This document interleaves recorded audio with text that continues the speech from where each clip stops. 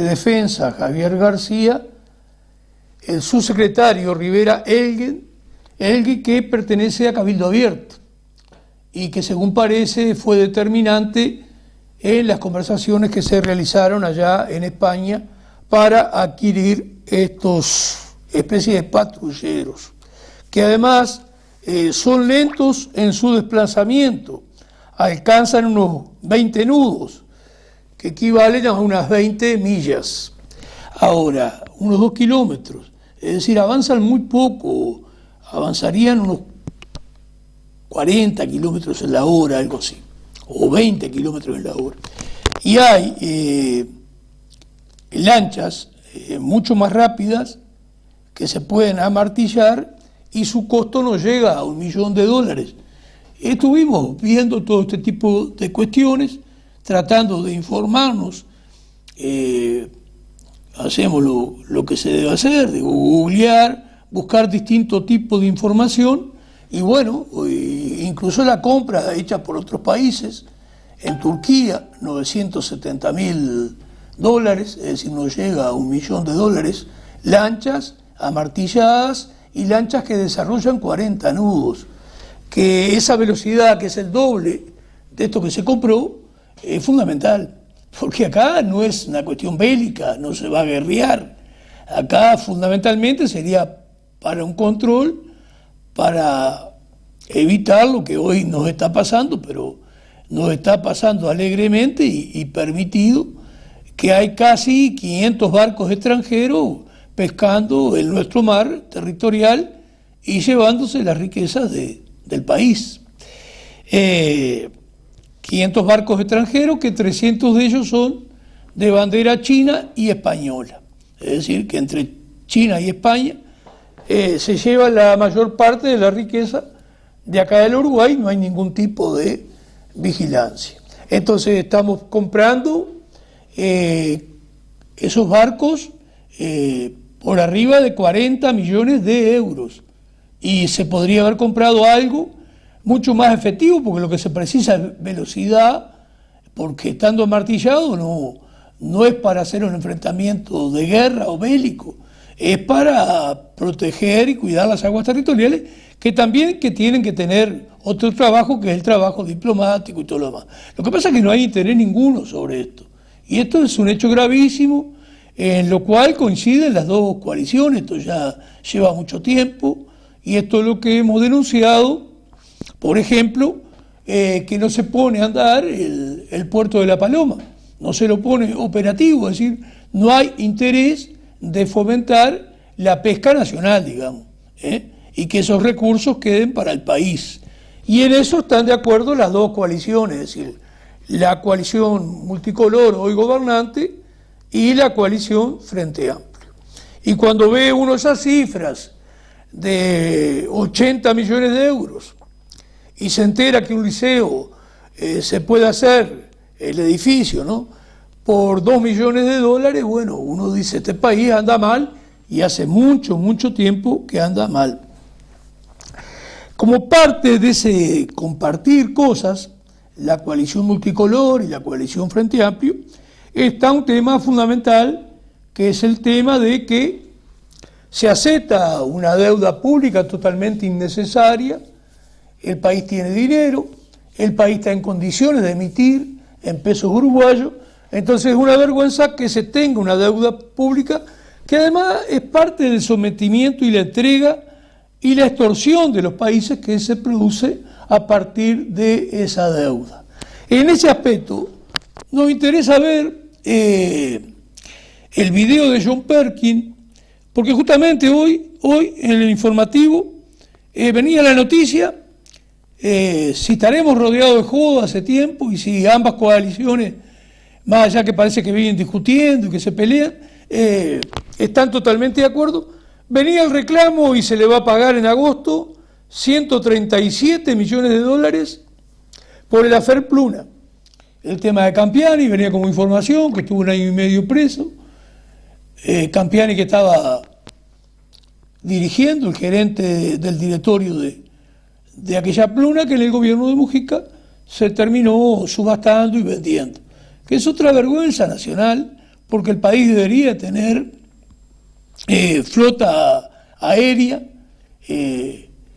por lo menos a nivel regional, y es fundamental en el tema comercial, en el tema de contar con una flota estatal de bandera nacional, porque hay mucha mercadería que tiene mucho valor y tiene ese valor en la medida que se lleva fría y no congelada. Uno de ellos es justamente lo que tenemos a nivel del mar. Es decir, hay muchos productos del mar que tienen mercados que el valor se multiplica por muchas veces al poderlo llevar fresco. Simplemente trasladarlo en el barco enfriado, pero no congelado. Bueno, estas son las cosas que quizás no conozcamos. La importancia que tiene también tener una flota nacional, no para viajes a nivel internacional, pero sí lo podríamos usar a nivel regional y tener nuestra propia flota estatal en la región. Y por supuesto, tener aviones también, un mínimo, para lo que es referido a trasladar determinados productos que valen muchísimo más en la medida que se trasladen, no congelados, sino fríos. Bueno, pasaríamos el videíto de John Perkins.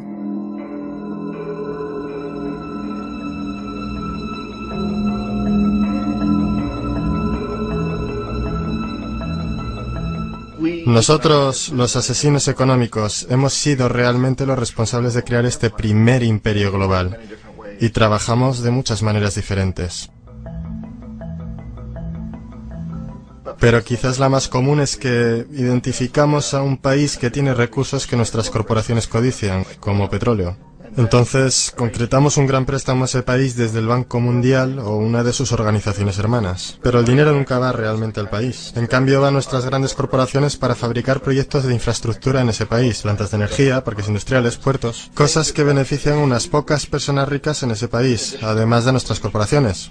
Pero en realidad no ayuda a la mayoría de la gente para nada. Sin embargo, esa gente, el país entero queda soportando una deuda enorme. Es una deuda tan grande que no la pueden pagar. Y eso es parte del plan. No pueden pagarla. Y entonces en algún momento volvemos y les decimos, escuchen, nos deben un montón de dinero, no pueden pagar su deuda, así que véndanos su petróleo muy barato a nuestras compañías petroleras. Permítanos construir una base militar en su país. O envíen tropas en apoyo a las nuestras en algún lugar del mundo como Irak, o voten con nosotros en la próxima votación de las Naciones Unidas, hacer que privaticen sus compañías eléctricas y que privaticen su sistema de agua corriente y desagües y se los vendan a corporaciones norteamericanas u otras corporaciones multinacionales. Y hay una nube total, y es tan típico la manera en que trabajan el Banco Mundial y el FMI, ellos endeudan a un país. Y es una deuda tan grande que no pueden pagar. Y entonces les ofrecemos refinanciar esa deuda y pagar aún más interés. Y tú demandas este quid pro quo, lo que llamas una condicionalidad o buen gobierno, lo que básicamente significa que ellos tienen que vender sus recursos, incluyendo sus servicios sociales, sus compañías públicas, a veces sus sistemas educativos, sus sistemas penales, sus aseguradoras, a corporaciones extranjeras. Y es un doble, triple, cuádruple aniquilamiento. Bueno, creo que es conveniente que muchos de ustedes, si tienen ciertas inquietudes, googleen John Perkins, sicario económico. Y bueno, tienen ese video, dura unos 23 minutos, hay videos que son un poco más extensos, y bueno, ahí va a tener conocimiento de una realidad que creo que vale la pena saberla. Es decir, que hay naciones ricas que a partir de sus grandes empresas transnacionales, denominadas corporaciones, bueno, tienen la intención de dominar el mundo y lo hacen muchas veces por la fuerza, militarmente, que es una manera, y tienden a hacerlo constantemente a partir de endeudar los países. Y en ese endeudamiento, otro día lo vamos a tener que desarrollar, aunque sea un poco, hay a la interna de cada país el sector que se puede llamar una especie de oligarquía, es decir, los más ricos de ese país, que en alguna medida son sus dueños, en alguna medida, en la medida que los pueblos no despierten, y ellos acuerdan beneficios para ellos, y es por eso que contraen esa deuda y esa condición. Ellos siempre buscan la manera de beneficiarse. Cuando se firmaron todas estas cartas de intención, que todavía existe el corte Hilton, la cuota 383, es decir, tienen de los 400.000 toneladas que se venden de carne vacuna, tienen un porcentaje de 10.000 a 30.000 toneladas que las venden a mejor precio. Es decir, tienen una ganancia. Cuando cambiaron, que los frigoríficos hoy mayormente no tienen aparentemente accionistas nacionales, por lo menos en una gran cantidad, hacen ese dinero extra a partir de comprar emisiones de deuda. Es decir, los países están emitiendo deuda continuamente y a partir de esa emisión, que por supuesto perdemos una enormidad de recursos, pero en líneas generales está pagando Juan Pueblo, que ese es el tema de hablar, qué políticas tributarias tenemos. Hace décadas que tenemos políticas tributarias que el que más paga es el que menos tiene, o el que tiene un poquito, que lo tratan de enfrentar entre integrantes del pueblo. Es decir, un trabajador supera los 30.000 pesos y ya entra a pagar una carga impositiva, IRPF, que no debería de estarla pagando. Pero todo eso se ha ido instalando y hoy la mayoría de la recaudación del país descansa en los que menos tienen, en el IVA, el IMESI, bueno, IRPF, IAS en alguna medida, bueno, así están las cosas. Y en esta política tributaria, que es favorable a los grandes, las dos coaliciones, tanto la que gobierna hoy, la coalición multicolor, como el Frente Amplio, la política de ellos es la misma. Usted ve que cambiaron y todo siguió igual. Ya les digo, hay 30 puntos ahí, que solamente hay un matiz en 2. En 28 lo que hacen es jugar en equipo.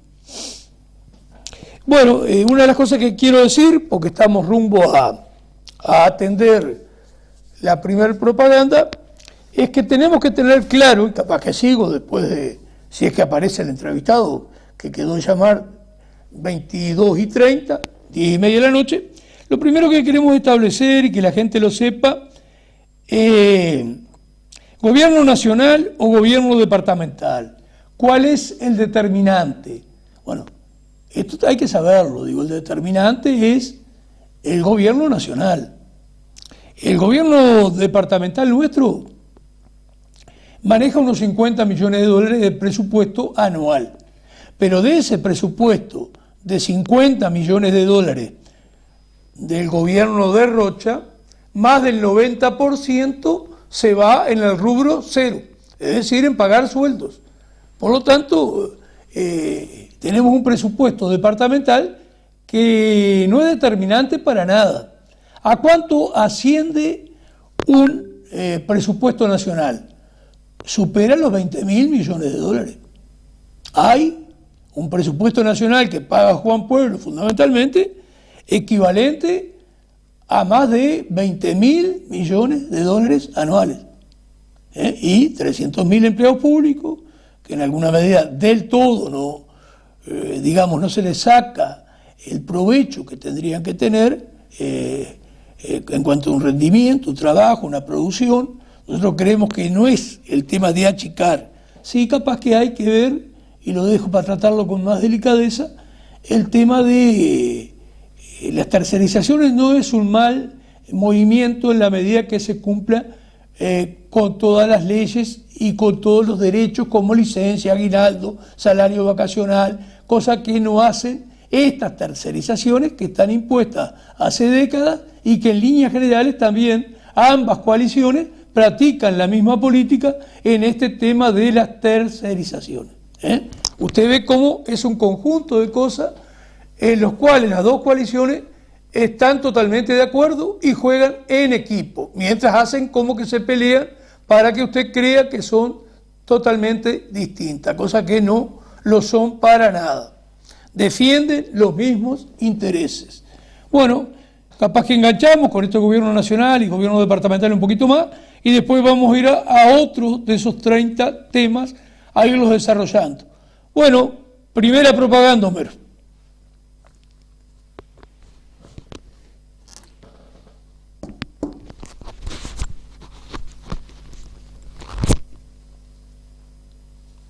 Bueno, esa casa que mostramos ahí está para alquilar para todo el año y digamos que en principio amueblada está a 7.000 pesos por mes. Es en el balneario La Guarda, de las 5 esquinas, por la vereda del local de los pescadores del Sulma, por la vereda del Sulma, 40 metros más adelante, por la misma calle, por la misma vereda del local de los pescadores, que el local de los pescadores está a 30 metros de las 5 esquinas.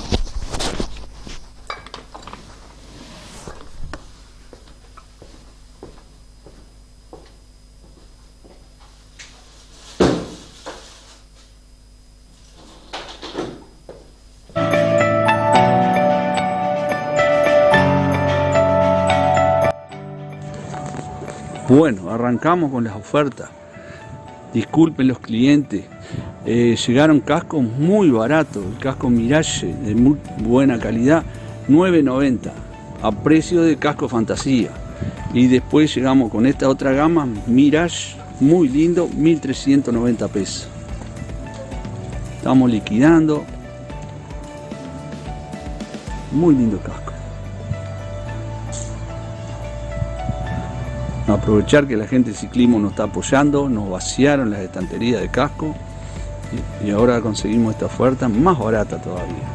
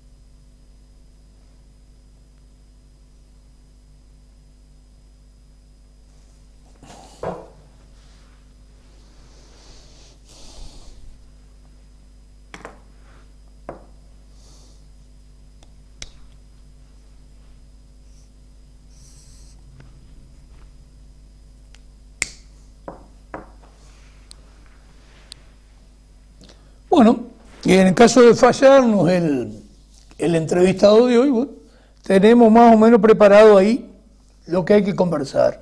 Bueno, insistimos, el gobierno nacional es determinante, e inclusive en cuestiones que tienen que ver con un posible empleo a desarrollarse en el departamento. Lo que está ocurriendo hoy en el puente entre los departamentos de 33 y Rocha, fundamentalmente lo que decíamos, una política que tiende a brindarle una mejor conexión a, digamos, a los exportadores uruguayos, y en una política que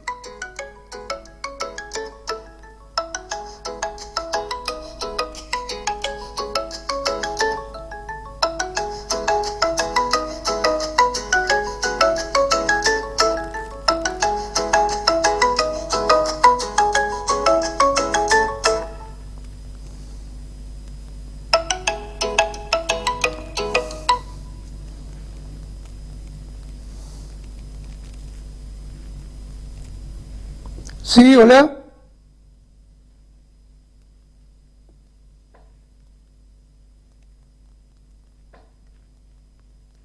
Hola. ¿Cómo te va? ¿Andas bien?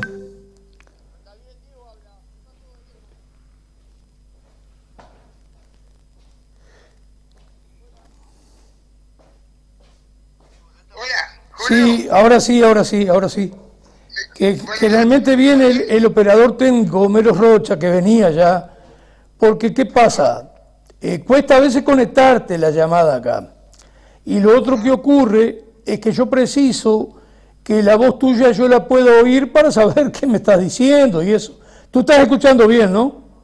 Perfecto. Sí, Está especial entonces, especial. ¿Vos cómo me escuchás a mí? No, ahora sí lo resolví, porque ya te digo, tengo todavía algunas dificultades en cuanto a cómo manejarme. Estamos en contacto con Álvaro Jaume, que yo recurrí a fotos que tenía ya de otra entrevista que tuvimos con él. Ahí justamente está mostrando a Álvaro Jaume, que está frente a frente con el intendente de Canelones, Yamandú Orsi.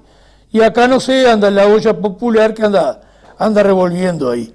Y yo te había preparado algunas preguntas y me gustaría empezar por esto, Álvaro. Después vamos viendo lo que tú quieras desarrollar, aunque tengo 5 preguntas en principio. ¿Cuánto hace que andas por el Empalme Sauce? ¿Cuánto hace que estás trabajando como chacrero por ahí? ¿Hola?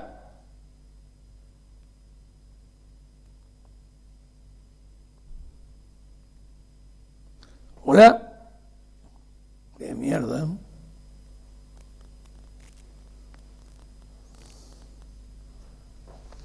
O son estas cosas que pasan, estos aparatos que en lo personal me molestan bastante.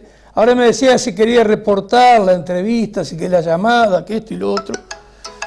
Vamos a ver con este hombre ahora, que está llamando de nuevo.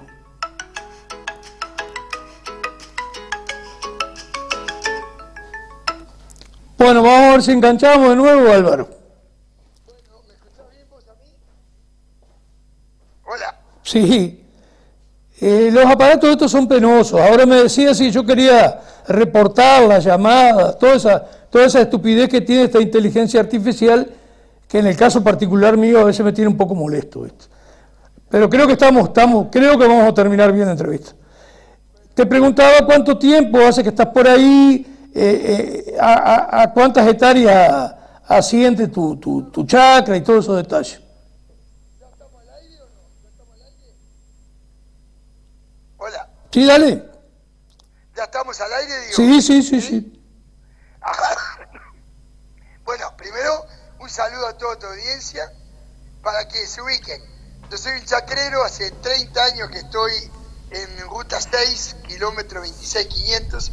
La zona se llama Empalme Sauce y tengo una extensión de 4 hectáreas, redondeando. Son 3.900, pero bueno, 4 hectáreas. O sea que para mí solo hoy en día es bastante tierra para trabajar, te puedes imaginar, ¿no?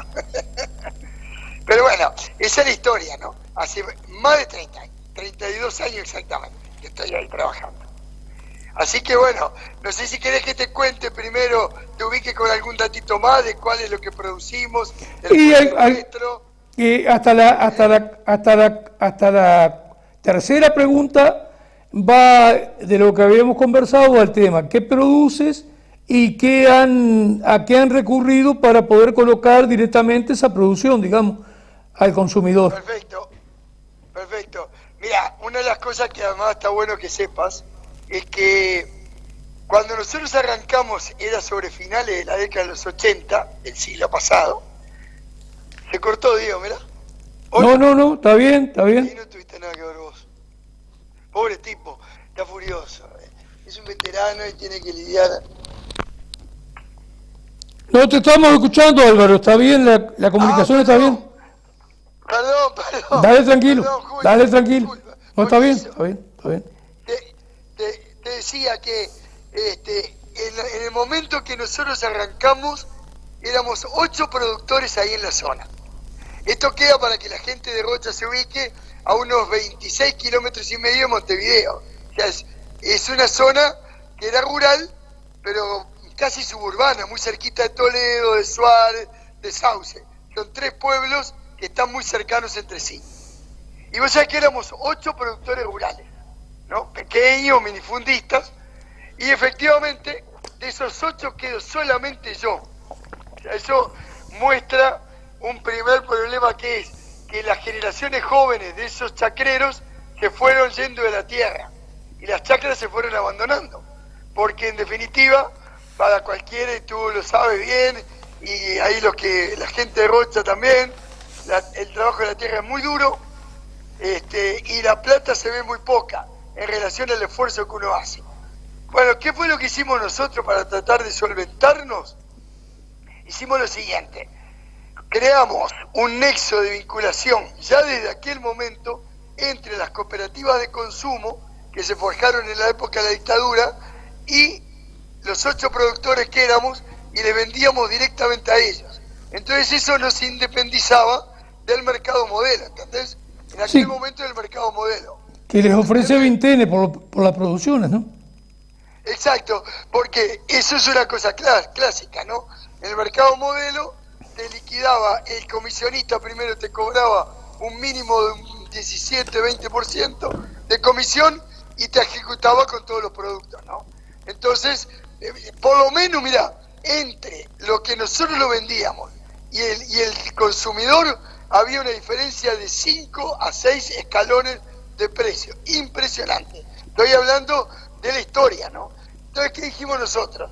No puede ser que estemos poco menos que regalando nuestra producción y incluso el consumidor jodido, porque le cobraba muchísimo más, y quién se quedaba en el camino con la plata, esos 4, 5, 6 intermediarios que había entre nosotros, productores rurales, y el consumidor en el hogar.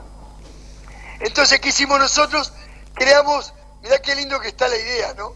Se llamó CEL, Zona Económica Liberada, liberada de la intermediación, y vinculábamos nuestra producción con los grupos de consumo. Eso funcionó, aunque parezca mentira, mirá lo que voy a contar, funcionó notable entre los años 89, 90 hasta el 93. Cuando empezó a caminar lo que se llama el modelo consumista general de los shopping y de las grandes extensiones, se vino abajo todo el proyecto de la cooperativa de consumo.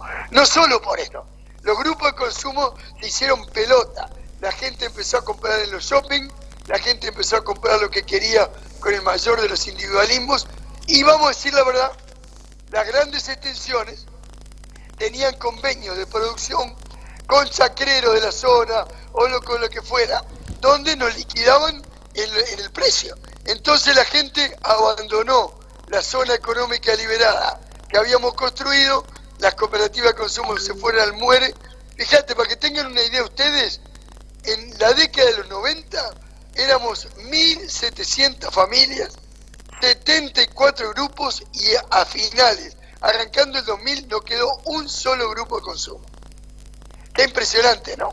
Sí, han logrado moldear la mentalidad de la gente, y a nivel del nuevo mercado, el famoso Unidad Metropolitana, la UAN alimentaria, las condiciones son peores porque los costos además son mucho más altos. Exactamente. Bueno, entonces, ¿qué hicimos nosotros? Ya que la particular, ¿no? Se te cortó, Jaume.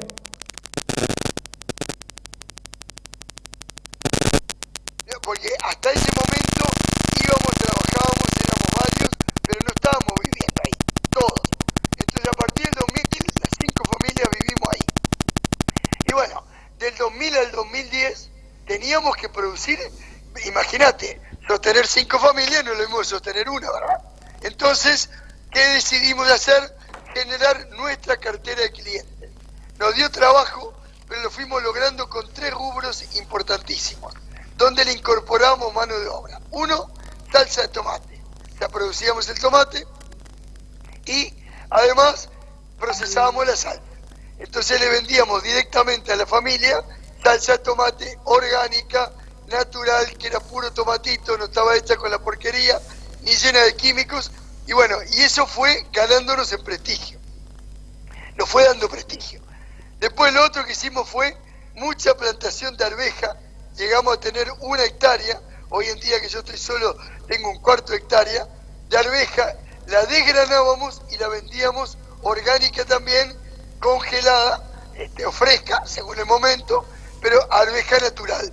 Entonces, ¿hicieron como una especie de congelado con eso? ¿El qué, perdón? ¿Hicieron como una especie de congelado con parte de la arveja? Exacto, ahí está, lo que no vendíamos fresco en el momento, lo congelábamos y vendíamos arveja durante todo el año.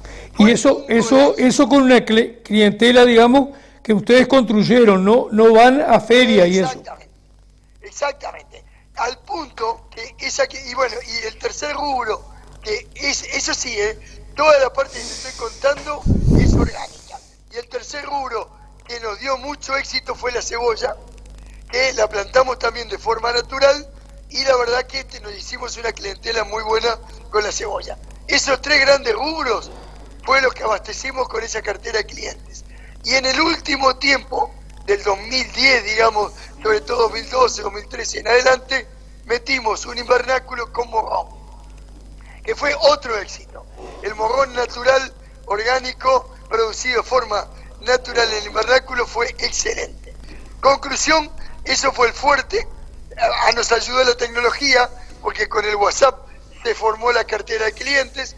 Tenemos unos 60 clientes en total en el WhatsApp, y tenemos algunos lugares muy sólidos como pizzerías, restaurantes, fábricas que producen de comida, roticería y demás. Y bueno, y todo eso a lo largo de los años le dio la salida a la posibilidad de sobrevivencia de las familias en la tierra. Pero te agrego, digo para que nadie se ilusione, nosotros como familias comunitarias duramos 10 años. ¿Por qué? Porque evidentemente con todo esto que yo te relataba, logramos sobrevivir, mantenernos dignamente, o sea, no morirnos de hambre, pero lo que era cubrir gustos, necesidades, como por ejemplo que los hijos hicieran deporte, que las familias tuvieran celulares, que un montón de cosas que la sociedad de consumo, por supuesto la tablet propia de cada hijo, bueno, todas esas cosas fueron dando un estilo de consumo que la tierra no permitía sostenerla, ¿entendés? Sí, este tema daría para hablar mucho más.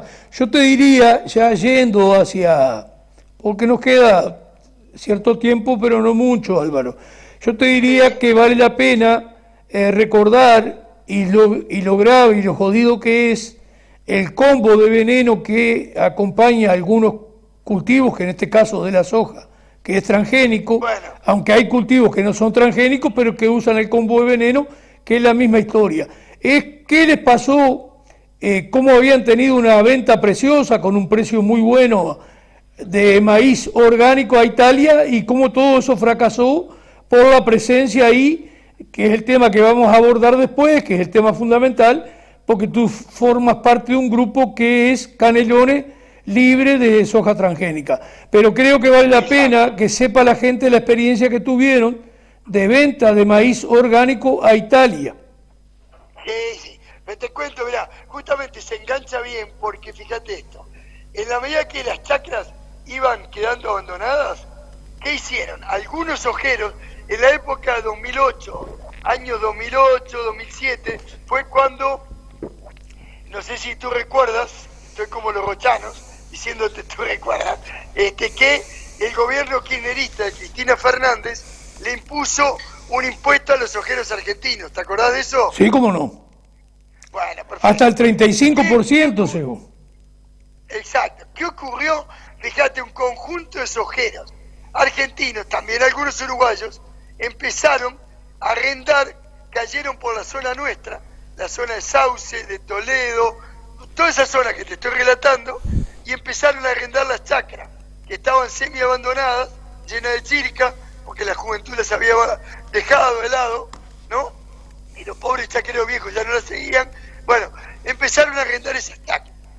Entonces, efectivamente, hasta ese momento la gente no sabía qué pasaba con la soja transgénica.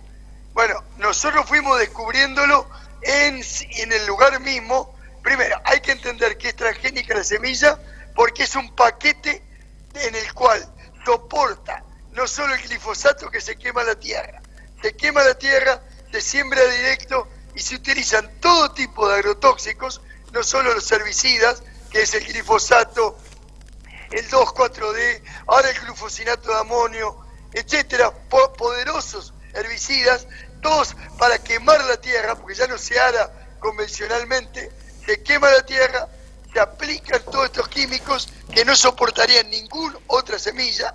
La semilla de la soja es transgénica porque está razonada para soportar estos agrotóxicos. Entonces después, cuando surge, cuando crece, se desarrolla la planta, vos ves un cultivo de soja, lo habrán aprendido ahí en Rocha también, lo único que ves es la planta de soja, nada más, no hay otra cosa. Tras cartón le suman insecticidas, fungicidas, todo tipo también de agrotóxicos. Conclusión, el plan de trabajo de la soja transgénica es un paquete tecnológico tremendamente cruel, tóxico, que destruye todo, destruye la biodiversidad, destruye la naturaleza, contamina los cursos de agua y lo que es peor, que lo fue aprendiendo la gente acá en estos pagos, ¿no? Te envenenás, empieza a afectarte la salud, alergias, estómagos, oxígeno, pulmones, se empiezan a dar. Es más, acá en Sauce empezaron a darse sucesivamente casos de cáncer terroríficos. Y decía, ¿qué está pasando? ¿Por qué hay tantos casos cancerígenos en una población que nunca antes había sufrido esto? Bueno, esa realidad la vive el norte del departamento con las plantaciones de arroz. Exacto. Entonces, ¿qué fue lo que aprendimos nosotros? Por la vida misma, ¿viste? Después, por supuesto, uno estudia, se informa. Es lo que se le llama, ¿viste? Para que tu audiencia que es muy informada sepa, es el modelo extractivista. O sea, es la concepción de que el capitalista poderoso, el gran capital que se llama agronegocio, quiere rentabilidad segura, rápida, directamente. Entonces, invierte cuando puede tener una rentabilidad alta. Conclusión, eso es lo que llamamos modelo extractivista. Destruye las tierras. Fíjate que las chacras las arrendaban durante 5, 6, 7 años. Otra que agotar los suelos, otra que descansar, que... ¿Me estás escuchando? Sí, y la audiencia también, Hola. Álvaro. Hola. Sí, te estoy escuchando. No, porque hubo un pito. Por eso me asusté, perdón. Porque hubo algo que sonó, perdón. Bueno, yo te decía, es un modelo bien extractivista porque te predestruye todo, ¿no? La tierra queda destruida. Conclusión, los paisanos mismos que han querido su tierra y que antes decían, la riendo la chacra porque no va a estar llena de chircas, empezaron a entender que esto era un desastre. Y ahí vino lo que nos pasó a nosotros también. Nosotros teníamos plantado en mi chacra 2 hectáreas de maíz orgánico, éramos un pool de 9 productores de sauce, cada uno tenía 2, 3 hectáreas de maíz, la vendíamos a Italia 17 veces más caro del precio del mercado internacional del maíz. Fíjate lo que pasó. Por ser orgánico. Claro, por ser orgánico. ¿Y qué pasa? El maíz es de polinización abierta. Es una planta que justamente, al ser de polinización abierta, cualquier insecto te contagia, ¿no? Lo que es la esencia de la semilla. ¿Cuál es? De que justamente la soja transgénica en su ADN tenía esa génesis mutante que llevó a que se nos contagiara también el maíz orgánico que teníamos. Empezó a tener rastros de glifosato, rastros de todos los químicos que nosotros en el caso sabíamos que se utilizaban en la soja. Conclusión, se nos cayó la importación que hacía Italia de ese maíz. Durante un año funcionó brillante, al año siguiente perdimos todo, los 9 productores que éramos un pool cooperativo nos quedamos sin perspectiva, sin horizonte. Bueno, fue un desastre. Eso fue una de las tantas historias que hubo de lucha que nos llevaron a nosotros a decir, sí,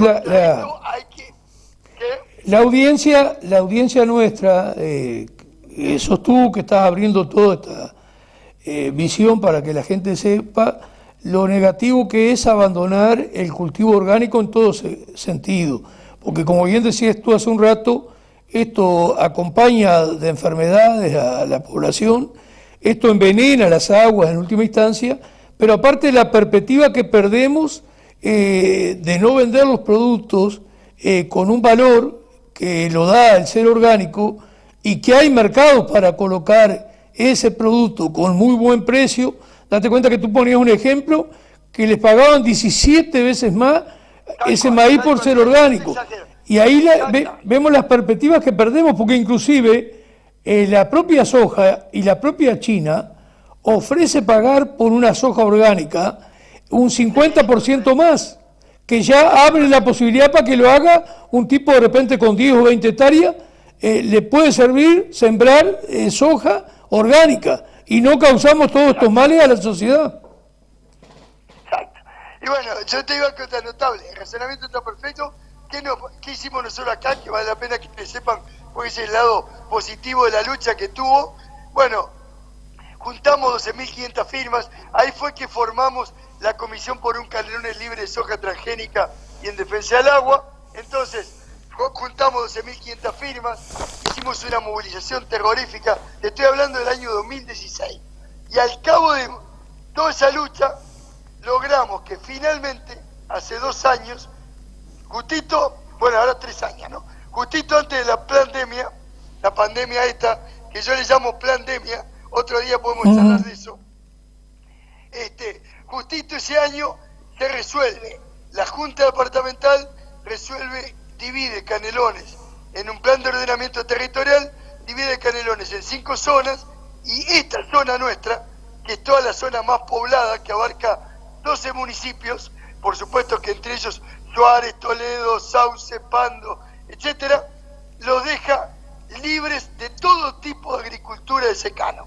O sea que está prohibido explícitamente cualquier agricultura extensiva, de secano se le llama, por supuesto que la soja, en esta zona, fomentando la posibilidad de que volvamos a trabajar de forma agroecológica, orgánica, y tengamos la posibilidad de que no te invadan y te destruyan todo con la... Esa es la lucha que han tenido con Yamandú Orsi, que ahí justo te está mostrando una imagen que aparecen los dos, uno enfrente al otro, y se sonríe Yamandú Orsi, pero claro.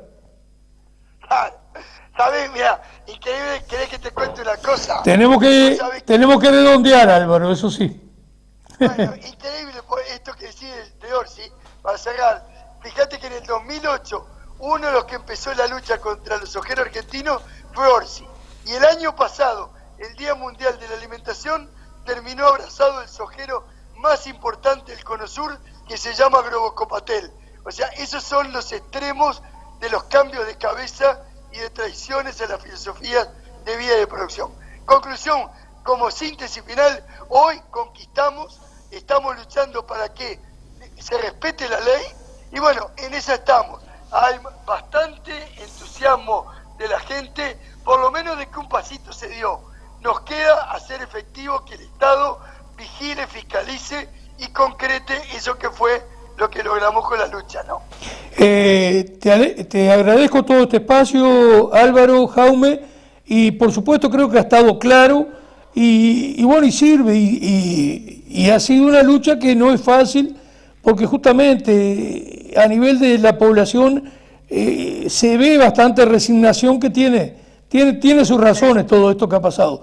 Así que un gran abrazo y gracias por brindarme esta comunicación, Álvaro. Para vos, Julio, un abrazo para todos y vamos arriba, que se puede cambiar y se puede producir distinto. Mucha fuerza y vamos arriba. ¿Estamos? Bueno, gracias, Álvaro, estamos en contacto. Hasta luego.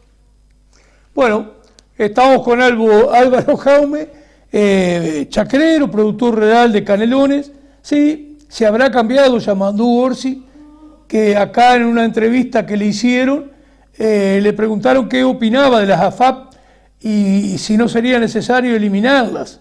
Y saltó y dijo que era lo peor que le podía pasar a Uruguay, que eliminar las AFAP.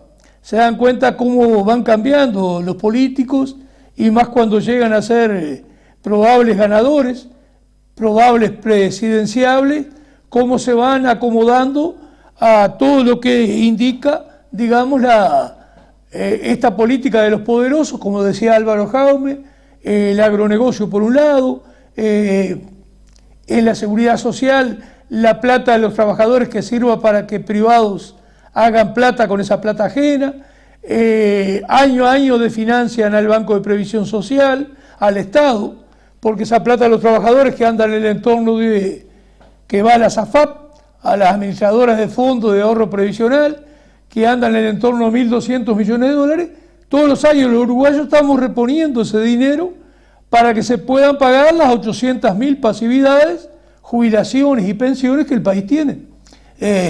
Bueno, y en esa política ambas coaliciones, los que hoy gobiernan, coalición multicolor, conservadora en algunos aspectos, y coalición Frente Amplio, tienen exactamente las mismas políticas y están al servicio de esos poderosos del capital que, en el caso de todo lo referido a los cultivos de secano, como decía el chacrero Álvaro Jaume, nos envenenan el agua, causan enfermedades porque toda esa presencia de todos agrotóxicos embroman la salud, y en última instancia el país está perdiendo un disparate de cosas. Ya ve cómo tenemos un mercado de cuestiones orgánicas o naturales, donde los precios son mucho mejores y quedarían también para quizás resolver esos problemas que él planteaba con respecto a la juventud. Es decir, de llegar a tener un país que quien labura en la tierra, que es un laburo, como bien planteaba Álvaro Jaume, es un laburo que tiene sus dificultades, cómo es ideal que quien esté allí sea recompensado con buenos ingresos. Pero para que pueda haber buenos ingresos, entre otras cosas, tendríamos que recurrir al orgánico, y es todo lo contrario que hacen estas dos coaliciones que vota el 96% de nuestro pueblo. Se habrá que en octubre cambiar la pisada, votar partidos chicos, y bueno, y en noviembre haga lo que quiera. En noviembre haga lo que quiera. Pero hagamos en esta carnestolenta electoral que tenemos cada 5 años, en octubre votemos por un partido chico, partido humanista, votemos un partido de la Unidad Popular, y bueno, y eso va a significar empezar un proceso de cambio, porque aunque sea ahí en el Palacio Legislativo, allí en las cámaras, vamos a tener representantes que van a decir otras cosas. Entonces eso va a ir ayudando para que nuestra población se despabile un poco más, sectores que tenemos muy dormidos, muy desesperanzados también, y bueno, y crezcamos también en organización, porque para enfrentar todos estos males que tenemos, no solo precisamos votos, precisamos llegar en democracia a tener un gobierno con otro contenido, pero precisamos atrás ciudadanía en serio organizada, territorialmente por un lado, es decir, a partir de todos los barrios estar organizado, y es fundamental la organización por centro de trabajo para después poder hacer viable, efectiva, otras políticas. No hay otra manera. Bueno, Homero, hacemos la segunda propaganda y quedamos cumplidos con el aspecto comercial.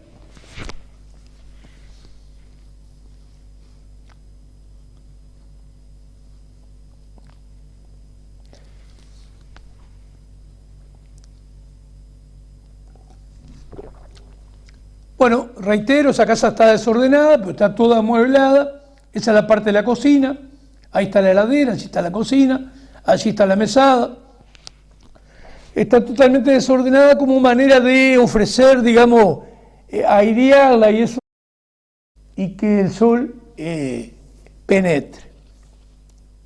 Ese es un pasillo que va al dormitorio. Aquella puerta que se ve a la derecha es la puerta del dormitorio. Ese es el comedor-cocina. Bueno, esto está ubicado en una zona, a partir de las 5 esquinas de la Aguada, está muy cerca allí. A partir de las 5 esquinas de la Aguada, la calle que pasa por el Sindicato de los Pescadores, que está a 30 metros de las 5 esquinas, 40 metros más adelante está esta casa, que se alquila, al lado del CONE. Esta casa tiene un pasillo que da al fondo. Y ya les digo, tiene solo un dormitorio, baño, comedor, cocina. Y está, no tiene otra. Se alquila por todo el año y 7.000 pesos por mes. Acá tenemos el logo del Partido Humanista y la lista 1969, que es la lista del Partido Humanista, bueno, que esperemos que en octubre del 2024 nos acompañe con su voto.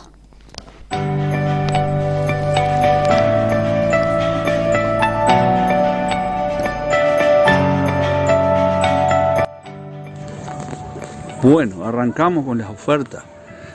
Disculpen los clientes, llegaron cascos muy baratos, el casco Mirage de muy buena calidad, $9.90 a precio de casco fantasía. Y después llegamos con esta otra gama, Mirage, muy lindo, 1.390 pesos. Estamos liquidando, muy lindo casco. Aprovechar que la gente del ciclismo nos está apoyando, nos vaciaron las estanterías de casco y ahora conseguimos esta oferta más barata todavía.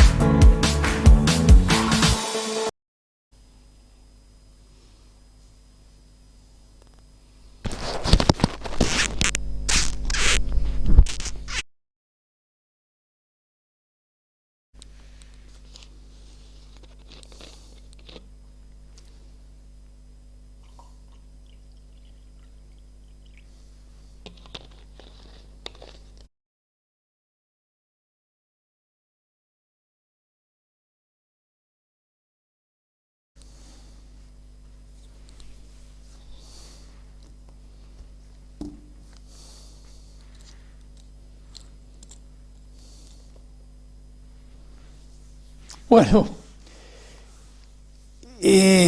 nosotros ahora vamos a desarrollar, que va a dar para muy pocos puntos, en los cuales queremos demostrar, usted será el que tendrá la opinión, que ambas coaliciones tienen las mismas políticas para nosotros de entrega del país, es decir, lo venden, y no hay una política propia que le sirva al conjunto del pueblo uruguayo. ¿Esto quiere decir que todo el mundo está mal? No, no. Hay un 60%, por lo menos, que está bastante bien. El tema es que Uruguay no es un país para que se esté viviendo en las condiciones que se vive, y no es un país para que ocurran cosas como las que están ocurriendo. Que un porcentaje alto de nuestra población ha caído en lo delincuencial, y recurre a las drogas y recurre al alcohol. Y bueno, eso no es nada bueno. Y sin duda ninguna hay un porcentaje de la población que está mal. Y Uruguay no es un país para que la gente pueda estar mal. Es un país enormemente rico por naturaleza, por clima, con abundancia de agua, y bueno, y todo esto está peligrando. insistimos, el gobierno nacional es determinante y no puede ser, y se habrá retrocedido nuestro pueblo, que nos hagan una propaganda como la que se hizo en las últimas elecciones departamentales por parte del actual gobierno, que hablaba de trabajo, hablaba de seguridad pública y hablaba de inversiones. Bueno, esas cuestiones son de un gobierno nacional, no son de un gobierno departamental. Que hay cosas importantes que cumple un gobierno departamental y por supuesto, si usted le inunda la casa, bueno, o está muy mal ubicada o su gobierno departamental no hace lo que es debido. Pero lo determinante en cuanto a empleo, vivienda, salud, enseñanza, trabajo, eso, seguridad pública, todo eso depende del gobierno nacional. Y bueno, y ahí es donde nosotros tenemos una idea muy distinta a lo que hoy está ocurriendo y a las políticas que practican estas coaliciones que vota más o menos el 96% de nuestra población. Bueno, nosotros tenemos un tema claro que es el relacionado con el cemento. Este es un tema que tenemos para plantear. Y su asociación con privados. Bueno, el artículo 188 es claro, es clarísimo. Precisa 3/5 de las cámaras para poder hacerse la asociación. ¿Qué ocurre? Se ponen de acuerdo el actual gobierno y el Frente Amplio en qué. Y bueno, porque el actual gobierno no tiene los 3/5, no tiene el 60% de los votos. ¿Y qué ocurre? Si el Frente Amplio lo acompaña, bueno, se cae el cuento, la pelea, el enfrentamiento, el entretenimiento, el mostrarse como que se viven enfrentando. Se caería. Por lo tanto, van rumbo a la asociación, pero no se habla abiertamente de lo que contiene el artículo 188. Esto me daría para hablar, no un poco, muchísimo, pero no estamos, digamos, o siempre se nos va un poco el tiempo. Ahora, el tema que lo del horno y la asociación con privados se hubiera evitado si el frente fuera, como alguna gente cree, otra cosa, si el horno, comprado en el año 2011, se hubiera instalado en el año 2012-2013. Porque ese horno que compró el gobierno de Mujica y que costó, creo, unos 50 millones de dólares, ese horno de gran tamaño, que no lo tenía acá en las plantas de Mina o Paysandú, y lo iban a llevar a la planta de Portland de cemento de Paysandú, ese horno, por la escala, permitía producir cemento al mismo precio que producían las empresas privadas multinacionales, que andaban en el entorno de un costo de $100 la tonelada. Y acá estaba produciendo un costo muy cercano a $200 la tonelada. Si se hubiera puesto el horno a funcionar, que era lo que correspondía, y no estar 9 años tirado del año 2011 al 2019, que abandona el gobierno del Frente Amplio, bueno, no estaríamos viviendo este panorama que estamos viviendo ahora, que es una vergüenza. Y esa empresa privada, que tiene origen en Brasil, va a llevarse cemento equivalente a 750.000 toneladas por año, que podría estar vendiendo ANCAP. Por eso nosotros decimos que ambas coaliciones están al servicio de los mismos intereses, en este caso de los grandes capitales extranjeros, transnacionales, y no a favor de la empresa pública, en este caso ANCAP y su cemento. Y son 50 millones de dólares que vamos a terminar perdiendo. Entonces, hoy hay un enfrentamiento a este gobierno por parte de la Federación ANCAP, es decir, los trabajadores de ANCAP, y en alguna medida parece que también por parte del Frente Amplio. Pero esto es mentiroso. No hay un enfrentamiento real Y el Frente Amplio tuvo la oportunidad en 9 años de resolver todas estas cuestiones, y no lo hizo. Y bueno, para nosotros, claro, que no hay ninguna diferencia entre ambas coaliciones. Y esto es perjudicial al interés nacional. Y se encargan todos de mentir, porque incluso dicen que no hay compradores, cuestión que no es cierta.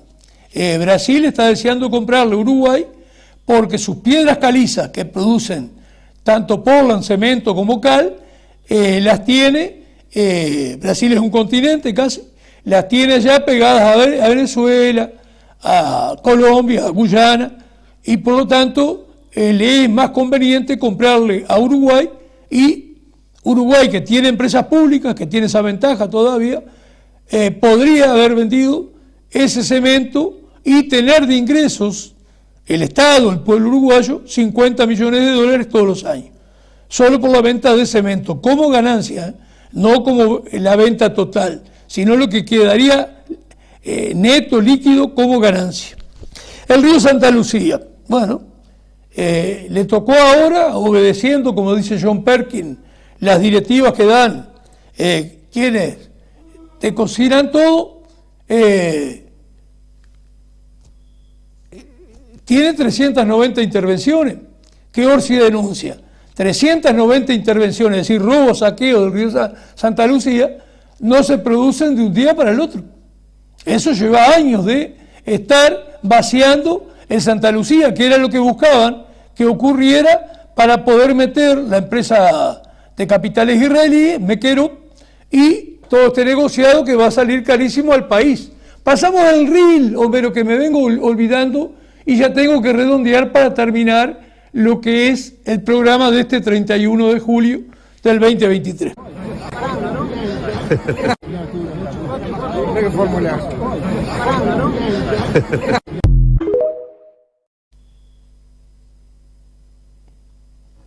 Bueno, no somos muy amigos de pasar esto, pero se ha popularizado bastante y digamos que grafica esta realidad que venimos exponiendo desde hace rato. Entonces, el Santa Lucía es un río que da de sobra para el abastecimiento de agua y no hay ninguna necesidad de ir a hacer esto, que es el Mequero, que nos va a costar unos 41, 42 millones de dólares por la famosa participación pública-privada con un presupuesto de 20 mil millones de dólares. Claro, de ese presupuesto de 20 mil millones de dólares, 2 mil millones se van en pagar intereses de la deuda externa, 2 mil millones de dólares todos los años. Bueno, y vamos a pagarle por 20 años a la empresa de capitales israelíes, judíos, 41, 42 millones de dólares por 20 años, que van a superar los 800 millones de dólares en principio, por algo que no tendríamos que estar gastando. Bueno, esos son los condicionamientos que trae tener una deuda externa. No es gratis. Bueno, yo diría de pasar, no, es larguísimo, dejamos todo eso. Voy a hacer lo siguiente para liquidar el programa y para no irnos tan tarde.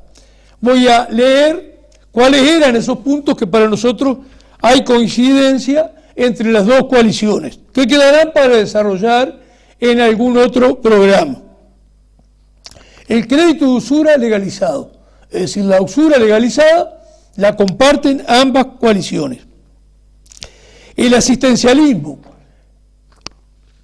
que algunos pensaban que este gobierno no lo iba a practicar, es la misma política, porque no hay una política de empleo, es la venta del país, es favorecer a los poderosos de afuera y de adentro, y eso trae como consecuencia un modelo que no tiene pleno empleo, no les interesa eso además, y bueno, crean el asistencialismo, que es lo peor que le puede pasar a una sociedad, acostumbrarse a vivir de limosna, porque son vintenes que le dan. Lo malo es la deformación que crean. Bueno, el feminismo, que pensaba que tampoco algunos tienen una faceta un poquito más acentuada al frente en el tema feminismo, está un poco más organizado en eso, quedaría para hablar, pero dejamos porque hay temas que hay que abordarlos con cierta tranquilidad y disponer, aunque sea un poco de tiempo. Uso de la tierra, Instituto Nacional de Colonización. Bueno, no ha variado mucho. Esta gente sí le sacó recursos, según esto no, es no tirar recursos, los recursos que ponía el Frente Amplio no eran los convenientes. Esto tenemos que hablar que el país no puede estar ofrecido al mundo al peor postor. Los países tienen que proteger su patrimonio y entre sus patrimonios, aparte de lo industrial, las empresas públicas, está también su territorio, su tierra. Producción y esto, LANAR. No hay interés en desarrollar el LANAR, que hay formas de la cooperativa Manos del Uruguay, todo ese tipo de trabajo, en la misma historia que hablamos de las cuestiones orgánicas, lo natural tiene un público a nivel mundial y bueno, si no tienes interés de desarrollar el repoblamiento del campo, llegar a las 600.000 personas que hubo en la década del 60, bueno, es la realidad que tenemos hoy, que es desastrosa por donde la mires. Hasta incluso la venta de ganado en pie, 2.500.000 cueros que todos los años se tiran. Bueno, esta es la realidad del Uruguay de hoy. Yo creo que es una locura seguir lo del puerto. El puerto está mal desde que está privatizado el gobierno de la calle Herrera del año 1992. El puerto tiene que volver a ser del Estado.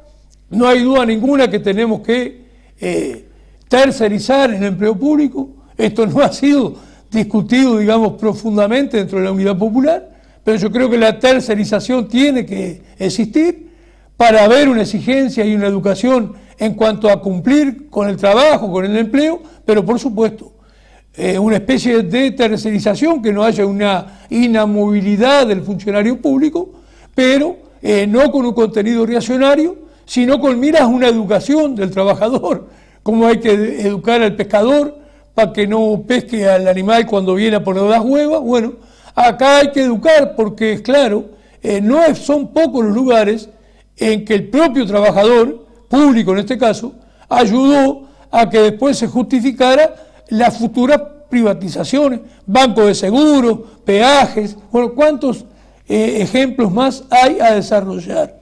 Bueno, lamento haberlo hecho de apuro, pero tenemos otros 15 o 20 puntos que ni siquiera les dimos los titulares, pero creemos hablar con seriedad y lo que sabemos que ambas coaliciones platican la misma política, nos guste o no les guste.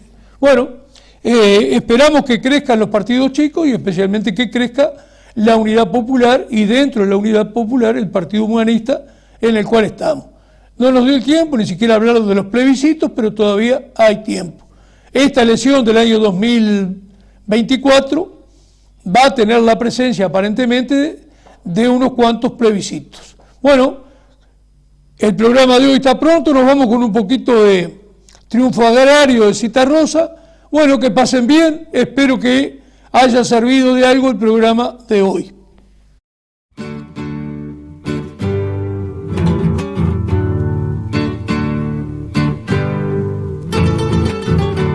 Este es un triunfo, madre, pero sin triunfo, nos duele hasta los huesos el latifundio.